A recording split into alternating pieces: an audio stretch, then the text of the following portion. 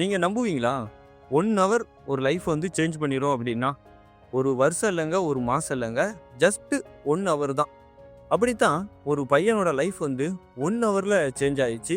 அது எப்படி வந்து அந்த பையனோட லைஃப் வந்து 1 ஹவரில் சேஞ்ச் ஆயிடுச்சு அப்படிங்கிறத தெரிஞ்சுக்கிறதுக்கு நீங்கள் இந்த எபிசோட வந்து முழுவதுமாக லிசன் பண்ணுங்கள். நீங்கள் கேட்டுக்கொண்டிருப்பது power of yourself with BA Bala. Every Friday evening 7 o'clock நம்ம பாட்காஸ்டோட புது புது எபிசோடுகள் ரிலீஸ் ஆகிட்டு இருக்குது.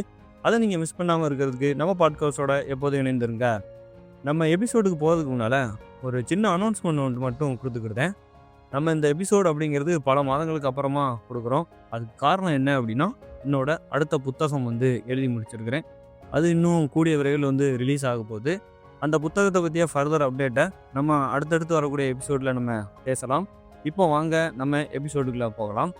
அந்த பையனோட பேர் வந்து கார்த்திக். ஒரு சிறிய கிராமத்தில் வசித்து வந்துக்கிட்டு இருக்கிறான். அந்த வாழ்க்கை அப்படிங்கிறது அவனுக்கு வந்து ரொம்ப ஈஸியாக இருக்கிறது கிடையாது. ஒவ்வொரு நாளும் காலையில் ஸ்கூலுக்கு போகிறதுக்கு முன்னால் அவன் வந்து பால் விற்கணும். அவனோட குடும்பத்துக்கு வந்து அவன் சப்போர்ட் பண்ணுறதுக்காக தினமும் பால் பண்ணையிலேருந்து பால் எடுத்துகிட்டு போய் பாலை வந்து விற்றான் அப்படின்னா அவனுக்கு கொஞ்சம் காசுகள் கிடைக்கும். அதை வச்சு அவனோட ஃபேமிலிக்கு வந்து சப்போர்ட்டாக இருக்குது.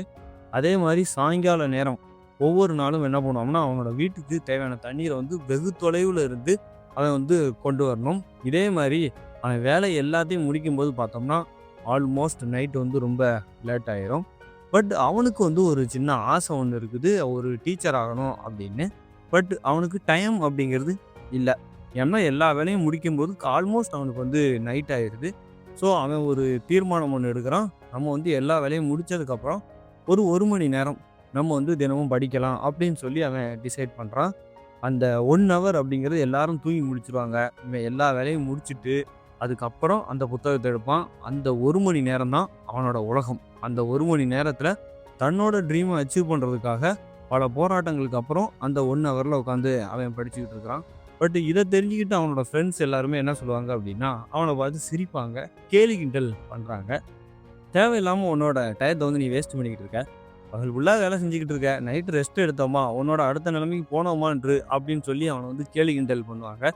பட் அந்த நேரத்தில் கார்த்தி சொல்லக்கூடிய ஒரே ஒரு விஷயம் என்ன அப்படின்னா, நான் வந்து எதையுமே வேஸ்ட் பண்ணலை, என்னோட எதிர்காலம் என்னோட ஃப்யூச்சருக்காக நான் வந்து என்னை வந்து பில்ட் பண்ணிக்கிட்டு இருக்கிறேன் அப்படின்னு சொல்லி சொல்லுவான்.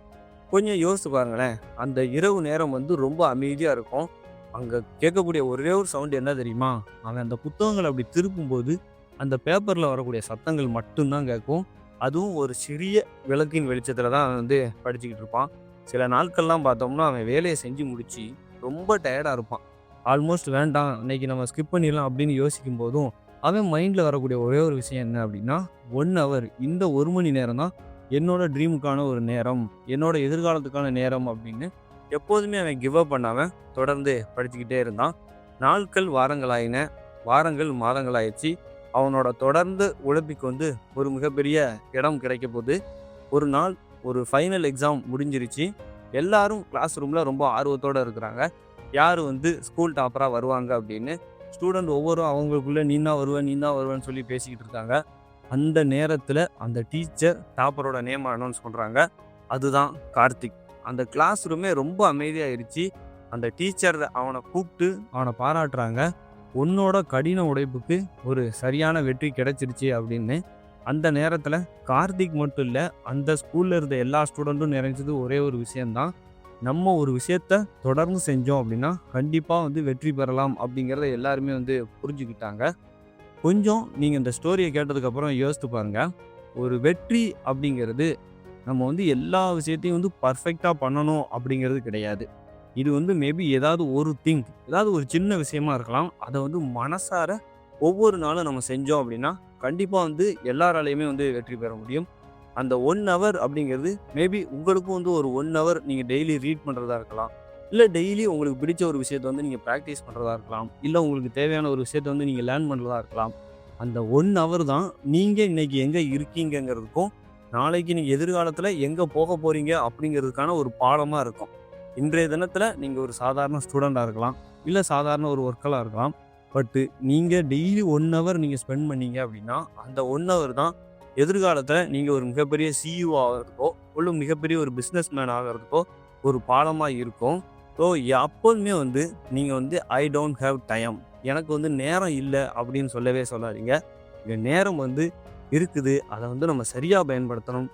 ஈவன் அந்த பையன் யூஸ் பண்ண மாதிரி 1 ஹவர் அந்த 1 மணி நேரம் உங்களோட லைஃப்பையும் வந்து சேஞ்ச் பண்ணிடலாம். ஸோ மேபி இந்த நேரத்தில் நீங்கள் இப்போ பாட்காஸ்ட் லிசன் பண்ண இந்த நேரம் கூட உங்களோட லைஃப்பை வந்து சேஞ்ச் பண்ணுறதுக்கான நேரம் தான் அப்படின்னு சொல்லி நான் இந்த எபிசோடை நிறைவு செய்கிறேன். அடுத்த எபிசோடில் உங்களை சந்திக்கிறேன். நன்றி.